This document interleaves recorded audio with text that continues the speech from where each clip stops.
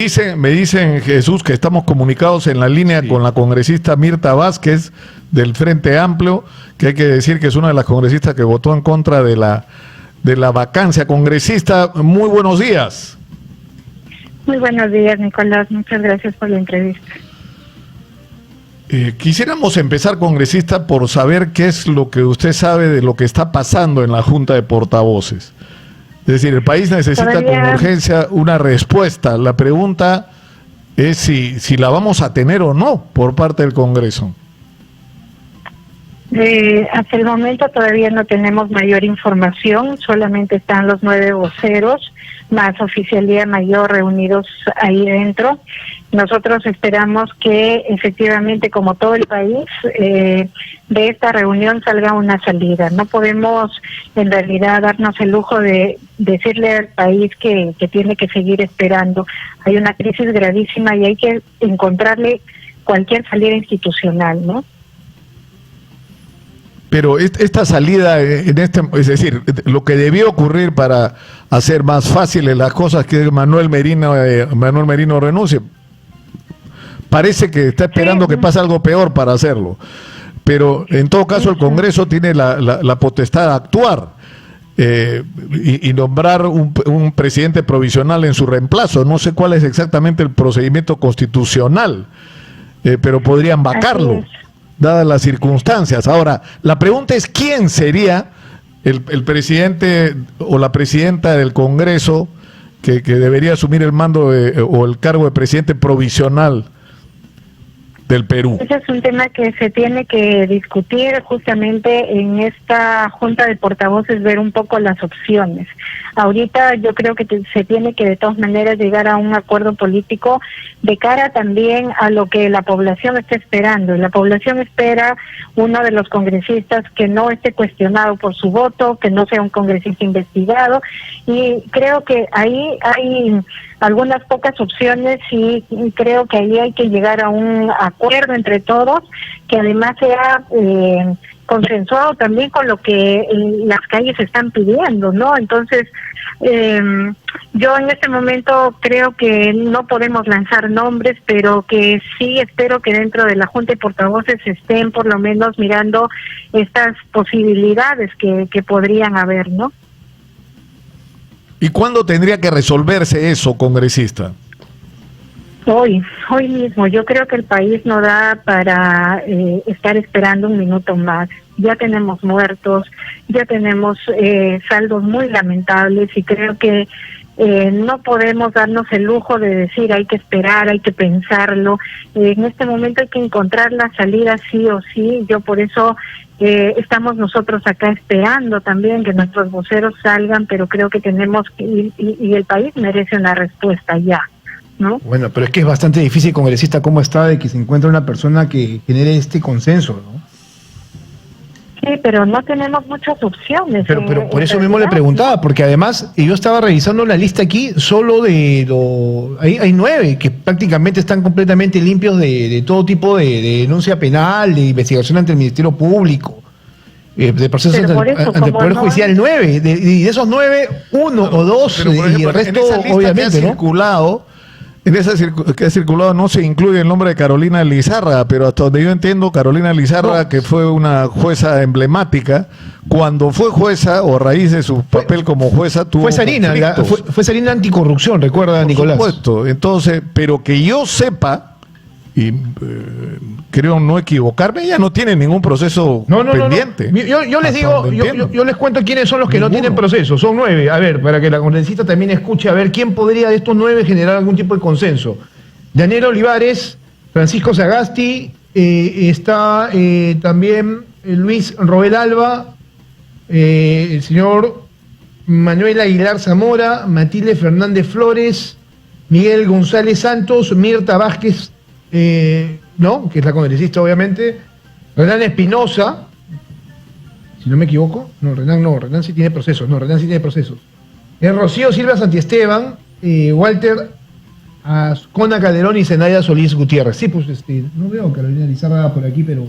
Sí, no, pero debería estar, porque estoy seguro de que no tiene un proceso pendiente en este momento, pero en fin. No, sí tiene una denuncia de prevaricato y abuso de autoridad.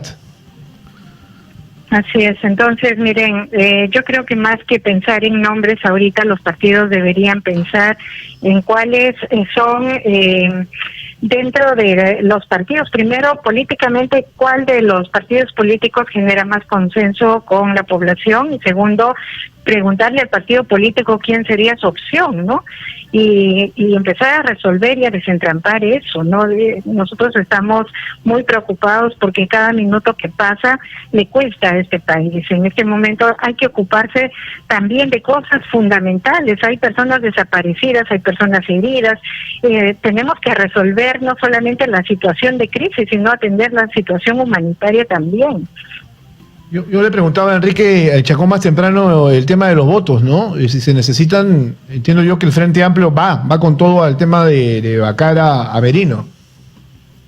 Sí, yo creo que a ningún partido político, incluso a su propio partido político de Acción Popular, no le queda duda de que en este momento el señor Merino, pues de ninguna manera es una persona idónea para seguir al frente de la presidencia de la República, ¿no? Entonces yo creo que ahí, por lo menos ahí tenemos un avance, porque conversando con los demás partidos políticos todos están de acuerdo con que el señor Merino se tiene que ir, ¿no?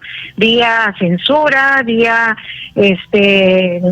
no sé, pues la vacancia, pero se tiene que ir. Ahora el tema es resolver quién asume. Congresista, yo he estado preguntando toda esta mañana sobre responsabilidades, ya se lo preguntaba antes a Flores Arauz, que decía que, bueno, él no asume ningún tipo de responsabilidad por los actos violentos, lo cual a mí sí me ha llamado la atención y creo que esta sola conversación con él debería ser obviamente materia de discusión, porque a la larga nadie quiere hacerse responsable de absolutamente nada. Entonces ahí también pregunto yo, ¿cuál es la responsabilidad del Congreso de la República en estos momentos?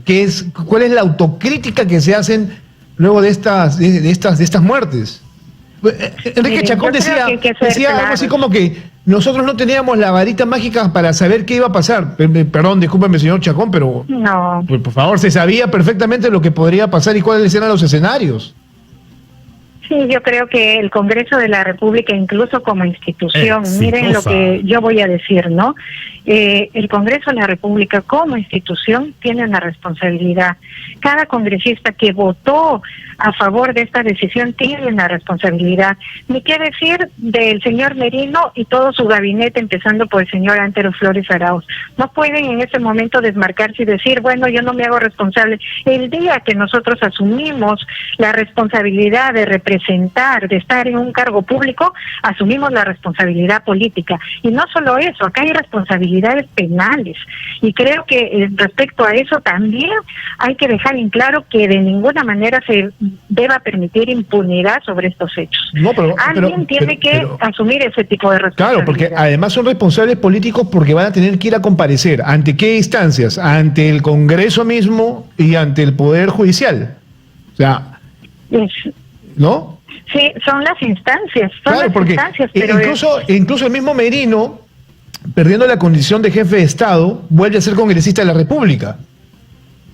Sí, vuelve a ser congresista de la República y se expone entonces por su responsabilidad, como todos los demás congresistas que han tomado decisión, claro, incluso se expone a una posible investigación, a un levantamiento de inmunidad. O sea, para Merino no es tan sencillo como parece, ¿no?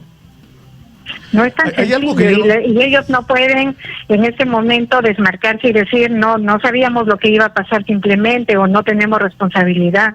Miren, esto es un tema delicadísimo y yo creo que ellos más que nadie en este momento asumen esa responsabilidad política, y todo el cargo de lo que ha sucedido, sobre todo, está en el peso de ellos, ¿no? Claro, pero lo que a mí me llama más la atención de todo esto, congresista, es cómo han sucedido los hechos. Es decir, nosotros lo hemos tratado de seguir casi minuto a minuto, todo este debate con respecto a la vacancia, donde lo paradójico era que la discrepancia, como hemos señalado, no era entre los que creyeran que Vizcarra era inocente y los que creyeran que era culpable, porque todos estaban más o menos de acuerdo en que tenía indicios suficientes para considerar que tiene responsabilidad hasta en 3 casos de corrupción. El problema es que si era el momento oportuno, si en medio de una pandemia, en medio de una crisis económica, al borde de la realización de unas elecciones, el vacarlo era lo más conveniente, pero el ingrediente más importante tal vez, más allá de la discusión formal, porque digamos formalmente, así como está la Constitución, que la tengo en el bolsillo, no le miento, congresista, la tengo todo el día la estoy leyendo, acá la tengo. Formalmente, el Congreso puede vacar un presidente si es que tiene los votos, por declarar la incapacidad moral. ¿Y qué es la incapacidad moral? Oye, Nicolás, solo Dios sabe, los congresistas lo deciden con su voto, pero el problema ¿cuál es? Sí. Que si tú no tienes legitimidad, es decir, el respaldo de la gente para hacer lo que estás haciendo, y menos aún, si no tienes un plan. ¿Cuál era el plan? ¿Que regresen los muertos vivientes, congresistas? O sea, yo estoy absolutamente seguro que Enrique Fernández Chacón ni en su peor pesadilla se imaginó que su voto iba a poner de presidente del Consejo de Ministros a Antero Flores Arauz. Estoy seguro de eso. Así Ni en su peor pesadilla se imaginó. Ahí justamente la responsabilidad y la madurez política, porque creo que sin ser adivinos sí tenemos elementos para poder imaginar los posibles escenarios que se pueden venir. Y yo creo que ahí muchos de los colegas no evaluaron los efectos. Se centraron en su decisión y muchos de ellos en decisiones basadas en temas principistas, pero los principios están muy bien, pero también hay que evaluarlo de cara a los contextos, a los escenarios, a los momentos que estamos viviendo. Y pensar en las posibles consecuencias, y creo que ahí sí hubo muchísima irresponsabilidad, ¿no? Pero, ¿qué fue lo que pasó acá? No se midió, o sea, ¿qué fue lo que movió a los congresistas a tomar una decisión sin pensar en las consecuencias que podía tener? Por eso yo insisto en este interrogante. Yo estoy seguro que Enrique Fernández, a quien conozco hace muchos años, ni en su peor pesadilla imaginó que su voto podía convertir en presidente del Consejo de Ministros de Antero Flores Arauz. Sí, ni en su peor pesadilla, insisto. Yo creo que muchos congresistas no hicieron una evaluación de su voto de manera consciente. Nosotros hablábamos y advertíamos de los posibles efectos y creo que subestimaron. Yo recuerdo haber sustentado el tema de que me parecía que si votábamos a favor de la vacancia se iba a producir una crisis bastante profunda a nivel de representatividad, y recuerdo las respuestas de muchos burlándose y diciendo de que queríamos asustar con esto de la inestabilidad y que eso no se iba a producir nunca, ¿no? Yo creo que subestimaron y ahí de alguna manera creo que hay que reflexionar sobre la madurez política, los partidos mismos que tienen una fragilidad impresionante, al final no tienen líderes y dejan el voto a lo que le llaman conciencia, y entonces cada uno vota como le parece, ¿no? Entonces creo que también pasa por esa fragilidad de los partidos que tenemos ahora, y que, bueno, muchos otros sí tenían, yo creo que varios intereses subalternos que creían que se iba a hacer posible si el señor Merino subía pues a la presidencia, ¿no? Pero yo tengo una última pregunta, Mirta, que yo me la hacía el día que se sometía a votación la vacancia, porque finalmente esto es un problema también de personas.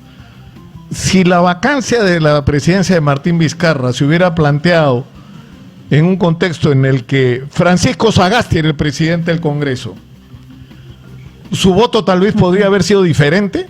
Dígame la verdad, o sea, ¿no le parecía más confiable, digamos, poner un gobierno de transición en manos de una persona como Francisco Sagasti, por decir un nombre? Sí, a ver, yo creo que mi voto siempre hubiese sido el mismo si las circunstancias fueran las mismas. Es decir, si hay convocadas unas elecciones, si hay indicios de corrupción de un presidente, pero estamos ya con elecciones convocadas y estamos en medio de una situación crítica como la pandemia, y además tenemos un problema legal, porque yo sí, probablemente yo tengo un tema de ser muy respetuosa de los temas legales también, ¿no? Para mí el asunto de la vacancia siendo un mecanismo constitucional, creo que en realidad merece una justificación legal de la causal que invocamos, y esto de la incapacidad moral es un tema tan difuso que creo que no da, hasta que no se clarifique bien el contenido de la misma, no da. El problema para es que como vacar la a personas Constitución así, no lo precisa, queda librado a la subjetividad de los congresistas. A la subjetividad y a la arbitrariedad. Claro, si tú creo tienes que ahí 2/3 más 1 de gente que se pone de acuerdo en que el presidente es incapaz moralmente, en ese momento el presidente, por la razón que sea, se convierte en incapaz moralmente. Desde el punto de vista de lo que está escrito en esta Constitución. Bueno, congresista, muchas gracias. Muy amable por estar con nosotros. Gracias a ustedes. Y estamos